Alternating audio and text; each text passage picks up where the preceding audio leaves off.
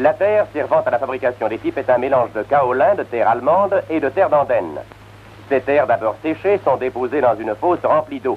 Après 5 à 6 mois, le mélange est prêt à être travaillé. Pour la préparation des rouleaux dits rolls en patois, l'ouvrier prélève d'une main une petite quantité de terre qui va servir à faire 2 pipes. Les rolls, toutes placées dans le même sens, sont disposées en paquets.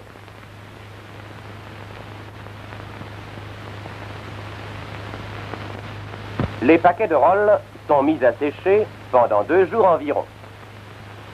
L'extrémité des tuyaux est coupée au couteau. Le paquet est alors frotté à la main avec un peu d'huile et les rolls sont séparés les unes des autres.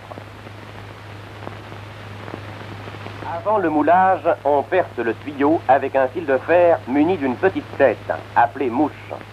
La rolle embrochée sur ce fil de fer est placée dans le moule, huilé au préalable. Le moule, fermé et serré à coups de poing, est alors pressé dans les seaux. L'ouvrier creuse le fourneau en y enfonçant le stoup, dont la pointe touche la mouche, ce qui établit la communication entre le tuyau et le fourneau. On enlève d'un coup de pouce l'excès de terre qui agitait du moule. La pipe encore molle est débarrassée des bavures à l'aide du chinque.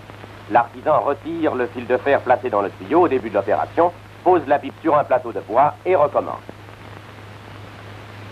Notre artisan ne fabrique pas uniquement des pipes de cire, mais aussi des pipes dites Jacob. Celles-ci, originales et parfois compliquées, nécessitent des moules formés de plusieurs pièces. Après le moulage, un dernier séchage. Si un tuyau de pipe doit rester droit, on y place un nouveau fil de fer pour la fin du séchage. Une fois séchées, certaines pipes sont polies avant leur cuisson par frottement entre 2 agates, formant les extrémités d'une sorte de compas.